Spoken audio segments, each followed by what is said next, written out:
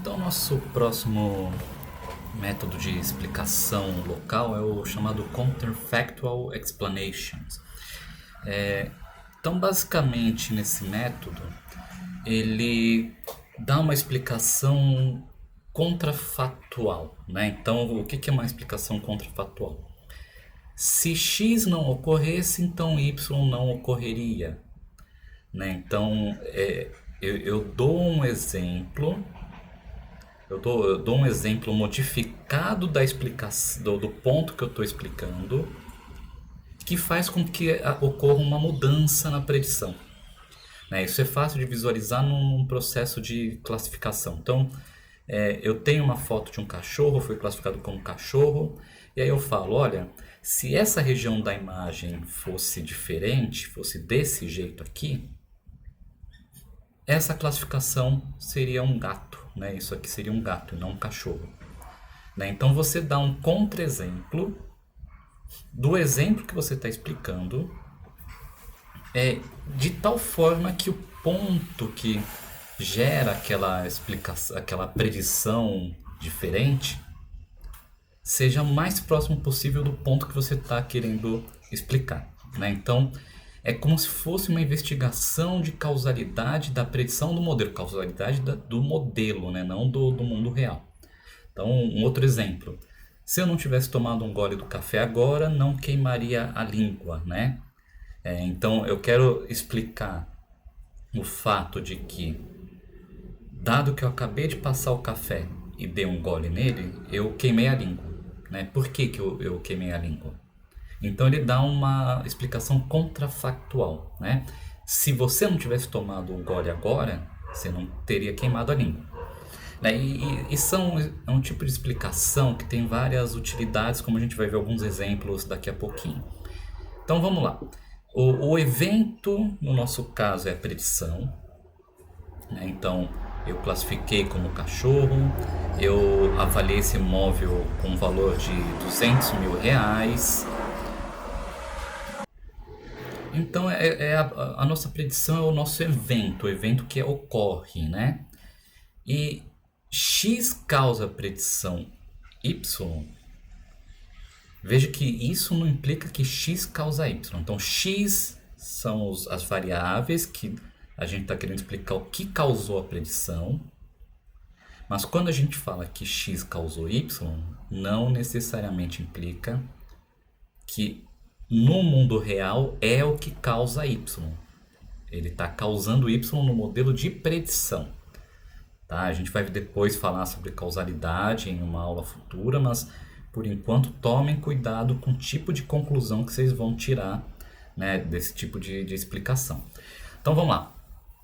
O objetivo aqui é encontrar então uma instância x' que se aproxima do ponto x que eu quero explicar e que ou altere a predição para outra classe, ou a probabilidade de predição atinge um certo percentual, ou a predição atinge um valor superior ou inferior a um certo valor, né? Então eu posso falar assim, bom, qual é o ponto mais próximo desse ponto de interesse que muda a classificação de cachorro para gato?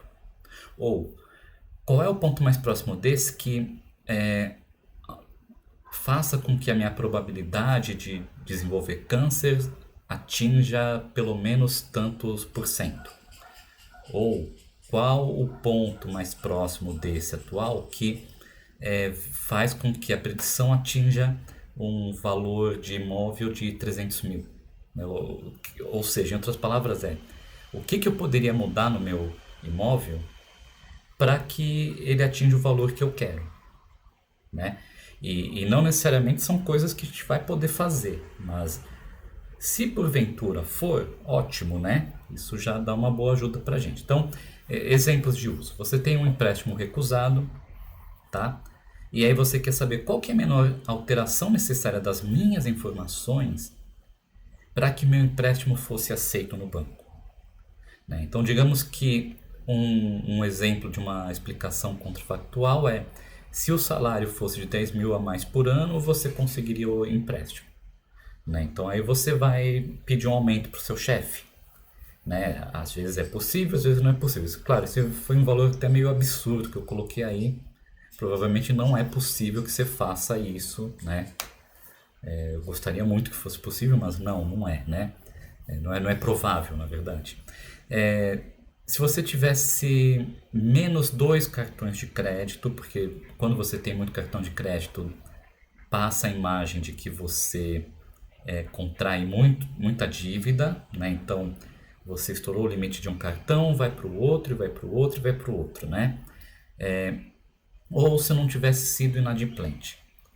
Se eu não tivesse sido inadimplente, não dá para voltar atrás, mas eu posso quitar as dívidas, né? Então, veja que dessas mudanças sugeridas, algumas têm uma probabilidade maior, uma possibilidade maior de eu conseguir fazer, né? E algumas delas implicam numa reeducação financeira. Então, o interesse desse tipo de explicação é que você pode aprender, não é necessariamente que você vai aprender a manipular o sistema, mas não de um jeito negativo, né? Na verdade, é um jeito que favorece tanto a você como o sistema. Em alguns casos também pode ser usado como um ataque, né? Por exemplo, o que eu posso fazer para que o meu rosto não seja mais identificado por um classificador de imagem, né? Então tem algumas coisas que você pode usar esse tipo de explicação que não são exatamente o que a gente gostaria que vocês usassem, mas tudo bem, né? Outro exemplo, eu quero alugar um apartamento e o modelo fala o seguinte: olha, você pode cobrar 900 de aluguel, mas você na verdade queria cobrar pelo menos 1.000. Então você usa a explicação contrafatual e fala: olha, qual é o exemplo mais próximo do meu imóvel atual que permite eu alugar por um valor de R$ 1.000 por mês? Então o modelo de explicação fala: primeiro você pode aumentar a área em 15 metros quadrados.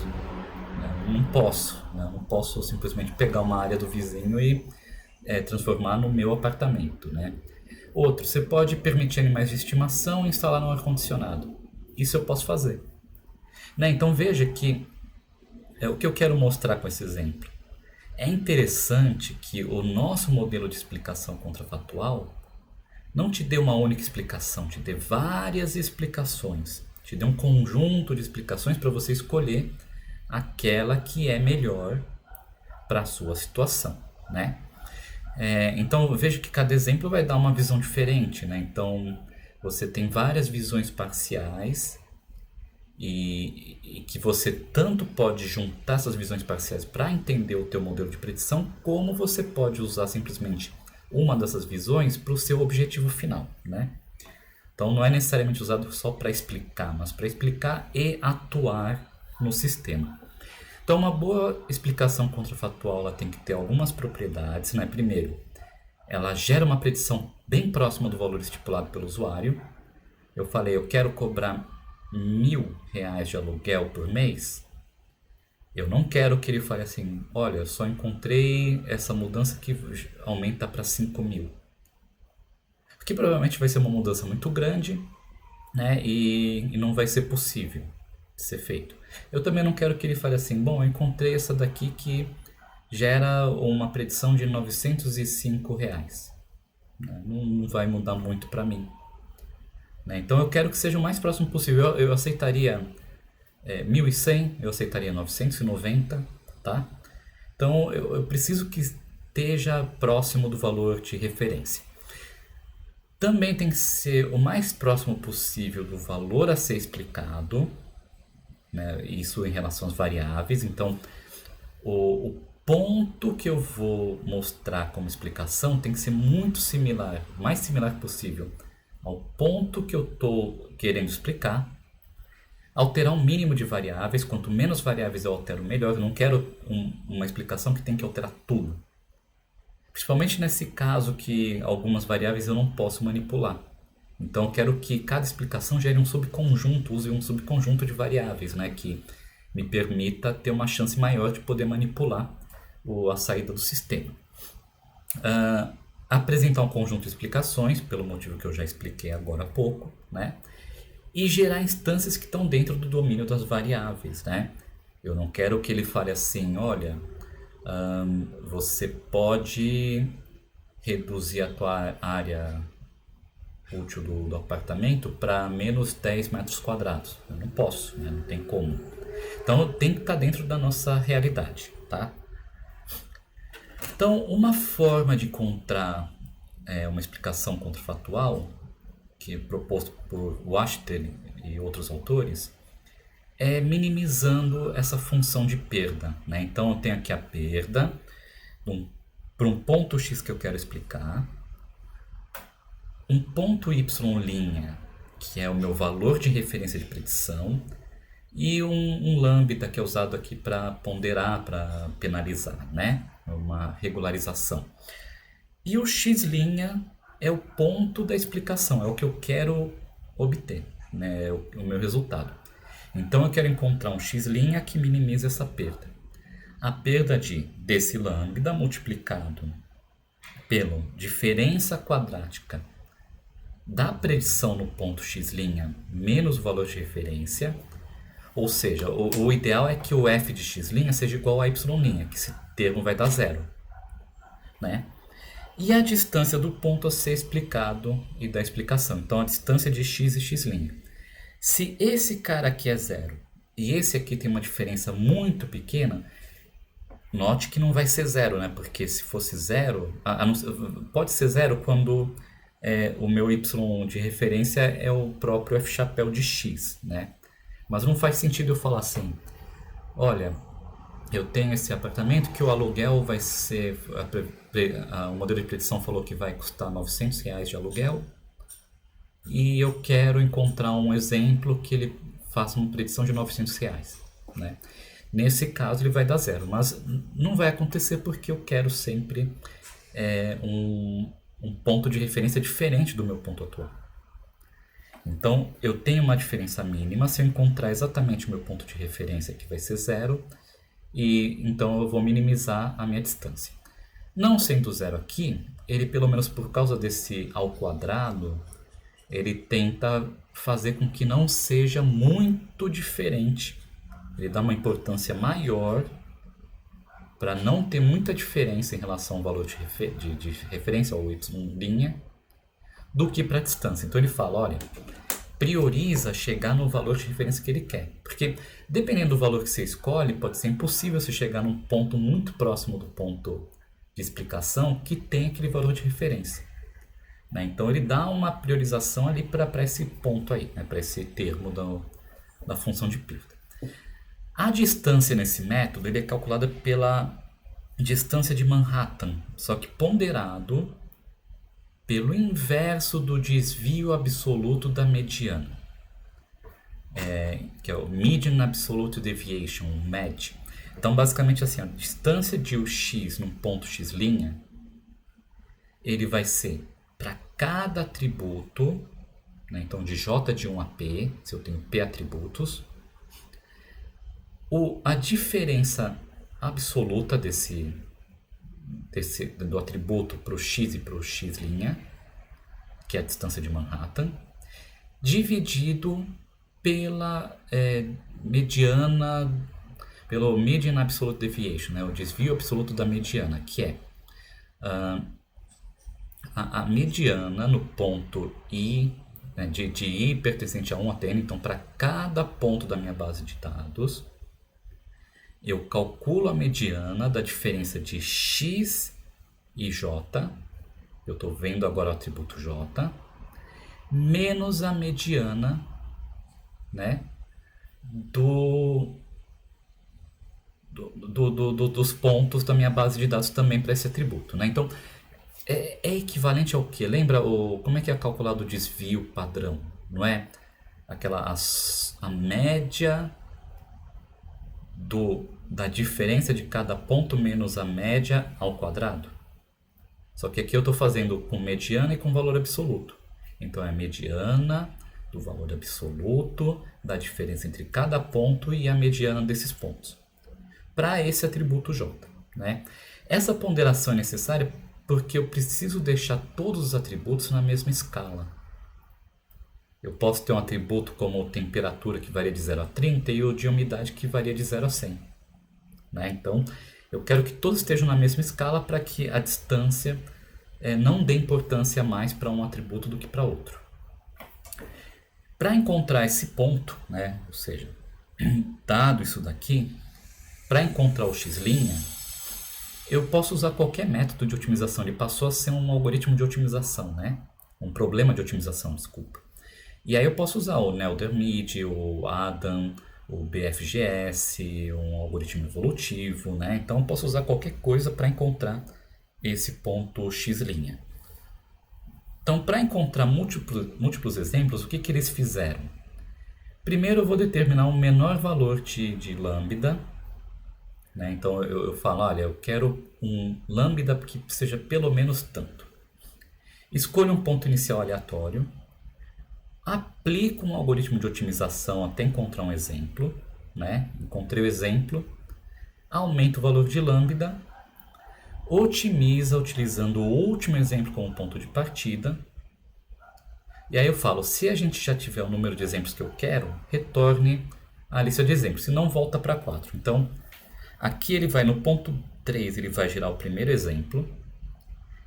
Partindo desse primeiro exemplo, eu aumento o valor de lambda, uso esse ponto de partida, minimizo novamente, vou encontrar outro ponto, aí eu volto para cá para o passo 4. Aumento de novo o lambda, uso esse último ponto, otimizo e vou até que eu preencha a minha lista de exemplos. Quais são as desvantagens disso aqui? Ele não leva em conta todos os critérios que são critérios para uma boa explicação, aqueles itens que eu coloquei em alguns slides anteriores, e também não consegue trabalhar com atributos categóricos, né? Tem uma alternativa, o método de Dunlop, que usa uma otimização multi-objetivo. Então, nesse caso, a função de perda, né, ele leva em conta o x, que eu quero explicar, o x', que é o ponto que eu vou retornar, o y', que é referência, e as minhas observações, minhas bases de dados. E ele otimiza esses 4 objetivos aqui. Um objetivo que é em relação à predição e o y de referência. Um que leva em conta o ponto que eu quero explicar e o ponto que eu vou gerar. Outro também usa esses mesmos parâmetros. E um último objetivo que leva em conta o ponto de referência e as minhas observações da minha base de dados. Vamos ver cada um deles. Primeiro, o O1, né, é de minimização e ele vai tentar encontrar o y', desculpa, ele vai avaliar a diferença absoluta da predição com o y'. Então eu quero minimizar, eu quero encontrar um x' que minimize essa diferença absoluta, que é similar ao que eu fiz aqui, né? Aqui, só que ao invés de ser ao quadrado, eu coloquei como absoluto. Por quê? Porque na otimização multi-objetivo, dependendo do algoritmo que eu uso, ele otimiza todos os objetivos de forma... Não é de forma independente, mas não existe uma ponderação entre eles. Então, se eu tenho um objetivo aqui que tem um valor, uma escala de função objetivo, de valor de função objetivo muito maior que um segundo objetivo, isso não influencia nisso, tá? Então aqui eu poderia usar a diferença quadrada, a diferença absoluta, o que for. Esse segundo objetivo aqui, ele calcula a distância entre o ponto x e o ponto x' que eu estou procurando. Para isso ele usa esse ΔG. O ΔG, ele é chamado de Gauer Distance, né? Entre o ponto x', o ponto x e o ponto x'. O Gauer Distance, Gauer Distance, ele fala o seguinte: se o atributo é numérico, ele vai fazer uma diferença absoluta normalizada. Se o atributo é categórico, ele simplesmente vai retornar 0, 1. Tá? Então, esse é um exemplo de distância que consegue trabalhar com uma mistura de atributos numéricos e categóricos. Tá? Então, se o atributo é categórico e os valores são iguais, retorna 0, se não retorna 1. Se são numéricos, é a diferença absoluto entre os valores, normalizado para ficar entre 0 e 1. O outro objetivo, né, esse aqui, eu acho que depois vai ter alguns slides explicando cada um em detalhes, né? Ele simplesmente faz aqui, peraí, quantos atributos mudaram. Então é a quantidade de atributos que mudaram. Então é a norma zero, que eu passei um slide a mais, a norma zero da diferença entre x e x'. E a norma zero é simplesmente o seguinte, é a somatória de 1 quando um atributo j no x for igual ao atributo j no x' e 0 caso contrário. Então ele vai contar quantos atributos foram alterados. Esse ele fala quantos foram alterados e esse mede em quanto que foi alterado. E são dois critérios que são necessários para a gente otimizar, né? Um, eu quero diminuir a quantidade de atributos que eu estou trabalhando. E o outro, eu quero que também seja muito próximo esses atributos. E finalmente a distância de Gauer do ponto x' para minha base de dados. Tá? Esse aqui também é interessante porque, veja só, eu quero que... Desculpa, não é para a base de dados toda, né? É para o ponto mais próximo da minha base de dados. Eu quero otimizar essa função, quero minimizar essa função porque eu quero encontrar um ponto que seja próximo de um ponto realístico. Se possível, que ele seja um ponto que existe na base de dados. Né? Então, se eu encontro um ponto x' aqui, isso aqui dá 0, ele minimiza esses outros aqui também, então eu tenho uma explicação baseada num ponto real. Se eu não encontrar um ponto real, pelo menos eu quero que seja um ponto muito próximo do ponto real, para ser um ponto que pelo menos seja algo realístico, dado o meu sistema. Né? Então aqui vamos só repassar mais rapidamente, que eu já expliquei todos, né?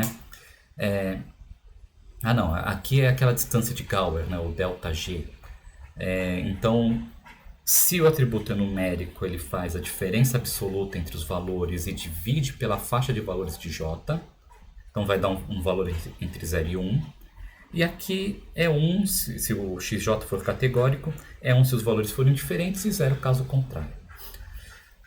Então esses múltiplos objetivos são otimizados pelo NSGA2, nesse trabalho pelo menos foi feito com isso, mas tem vários outros algoritmos de otimização multiobjetivo. Esse é um algoritmo evolutivo, né, um algoritmo genético, que retorna múltiplas soluções, ele retorna a fronteira de Pareto, né, que é um conjunto de soluções que não é dominada por nenhuma outra. O que significa não ser dominada? Que pelo menos, dado duas soluções, vamos chamar de x' e x'. Em pelo menos um objetivo, o x' é melhor que o x'. E em pelo menos um objetivo, o x' é melhor que o x'. Então, cada um deles tem um critério que é melhor que o outro. Tá? Então, é um conjunto de soluções que tem pelo menos um critério que é melhor que todos os outros. O algoritmo evolutivo ele faz um procedimento bem simples, né, que é... primeiro ele faz uma seleção, ele trabalha com uma população de soluções gerada aleatoriamente no início. Aí ele faz o seguinte processo, seleciona os chamados pares de soluções chamados de pais, gera uma recombinação, mutação, que altera a solução. Aí ele aplica o Non-Dominated Sorting Algorithm, que ordena essas soluções geradas pelo critério de não dominância. Então ele gera várias camadas. Essa primeira camada é não dominante, ninguém domina nenhum desses indivíduos. A segunda camada que só é dominada pela primeira camada. A terceira que é só dominada pela segunda e primeira e assim por diante. E isso gera a população para o próximo passo, né, de iteração, que ele vai repetir tudo novamente. Tá? Antes disso, ele tem também esse processo de crowding distance, que ele faz o seguinte, olha, ok, eu tenho aqui todo esse conjunto de não dominados, mas eu quero que esse conjunto seja bem espalhado. não esteja concentrada numa região ali, né, do espaço de busca. Então ele dá um distanciamento entre as soluções selecionadas. Então vamos ver um exemplo aqui. Isso aqui é uma base de risco de crédito, foi usado um modelo SVM com kernel de base radial. E esse aqui é o ponto que eu quero usar como exemplo. Idade 50 anos, sexo feminino, sem especialização, está disponível, tem pouco dinheiro guardado. Esse aqui deve ser o dinheiro que ela tem guardado. Não, é o dinheiro do empréstimo que eu quero, a duração, quantas parcelas e o motivo para o empréstimo, para conseguir um carro, né? O Housing Free, agora eu não tenho certeza se... Eu acho que não tem dívida para compra do imóvel, coisa assim. Nesse caso a predição foi 24%. Então ele falou assim, olha, a minha predição do risco de crédito é 0,24. Eu só dou empréstimo para quem tem um valor de predição de probabilidade 0,5 para cima. E aí ela faz a pergunta, o que eu preciso fazer para mudar essa predição para chegar em 50%? E aí o algoritmo gera aqui, né? Deixa eu diminuir aqui a câmera, que isso aqui é importante. Então aqui eu tenho os pontos gerados, quando está em branco significa que não alterou o valor, tá? E aqui o objetivo 2, 3 e 4, né? Então vamos lembrar, o 2 é a distância no ponto, o 3 é a quantidade de atributos alterados e o 4 é a proximidade de um atributo, de um ponto real. E aqui é a predição. Então todas as predições estão muito próximas de 0,5, tem uma que está mais distante aqui, né? A gente tem, aqui estão ordenados em função a O3, né? Ou seja, tem um conjunto que foi alterado só 2 atributos, outro 3, outro 4. Que mais aqui a gente pode ver? Todos eles estão bem próximos de um ponto real, que é ótimo, né? E bem próximo do nosso atributo original, do nosso ponto original. E aqui, então, a gente tem várias coisas que a gente pode ver, né? Em quase todas as explicações, se especializar em alguma carreira, quase sempre ajuda, quase sempre já te ajuda a dar um impulso, não sozinho, porque não teve nenhum exemplo que só mudou esse atributo e resolveu, né? Mas quase sempre ele é selecionado como uma mudança que aumenta a sua probabilidade. Se especializar e alterar o pedido de empréstimo em 20 meses, né? Então assim, aqui na verdade não são os valores novos, são a diferença do valor original para o valor de explicação, né? Então, se eu alterar o pedido em 20 meses, eu consigo chegar no alvo.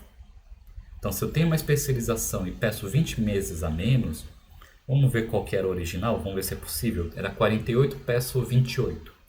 Pode ser que então eles me forneçam esse empréstimo, né? Vamos ver o que mais a gente pode fazer. Você também pode se tornar mais jovem, né? Então aqui você pode reduzir em 30 anos de idade, ou somente 1 ano de idade já está bom. Só que não é possível fazer isso, né? E também mudar de sexo. Então você é do sexo feminino, muda para o masculino. Também, né, não é possível. E o que vai acontecer é que a gente talvez tenha encontrado um viés no modelo de predição. Então, o que ele está falando aqui é que meu modelo de predição, ele fala, olha, se você não fosse mulher e fosse homem, e com algumas poucas diferenças, você conseguiria um empréstimo. Quer ver? Vamos pegar esse exemplo em específico, né? Em que se você fosse 3 anos mais jovem, fosse homem, não mulher, e pedisse 24 meses a menos para a duração do empréstimo. Esse fator aqui de ser 3 anos mais jovem e ser homem é equivalente a você se especializar, né? Então, pode ser que aqui tenha um viés no nosso modelo que a gente pode depois tentar consertar quando a gente chegar no tema de fairness, né? De equidade de modelos. Bom, com isso vamos finalizar essa parte da aula, né? Vantagens desse modelo que a explicação é simples e fácil de entender até por pessoas fora da área. Contanto que eu entenda o que significa cada um dos atributos, eu consigo entender a explicação.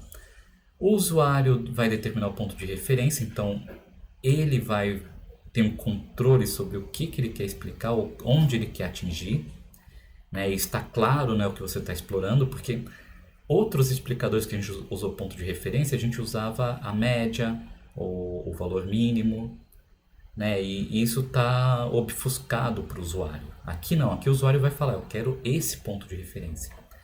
Não preciso dos dados de treino, dependendo do método que você está usando. Esse último método precisava, né? E também pode ser usado para auditoria externa.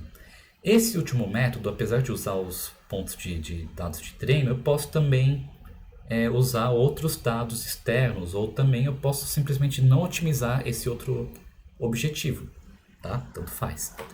Ele é fácil de implementar porque a gente tem métodos de otimização e busca implementados em bibliotecas. Então, tanto o NSGA2 tem implementado em várias linguagens, os algoritmos de otimização têm implementados em várias linguagens, então é simplesmente o fato de você aprender a usar essas bibliotecas. Desvantagens. Tem múltiplas explicações do que gera um efeito Rashomon, que causa, como tenho várias explicações possíveis, várias visões e uma interpretação subjetiva, eu vou escolher aquela que mais te satisfaz ou favorece. No caso do crédito, você vai escolher aquela, obviamente, que você pode fazer para melhorar. Isso não é problema. O problema é quando você vai mostrar uma explicação para explicar alguma predição. Por exemplo, vamos ver um caso que poderia ser arriscado. Eu fiz um modelo para predizer o efeito da eficácia da vacina ou mensurar os prós e contras da vacina. E alguém mal intencionado vai falar assim, bom, eu vou gerar várias explicações contrafatuais e aí eu pego aquela que favorece a minha argumentação para ser contra a vacina. Né? Só que você esconde o fato de que você está explicando um modelo que é falho e não o mundo real. Né? Então tem que tomar cuidado com essas explicações. Outra coisa, quantas explicações a gente fornece para o usuário? 5, 10, 20, 100? Né? 100 é inviável, né? Inviável pelo fato do usuário não conseguir processar tudo isso.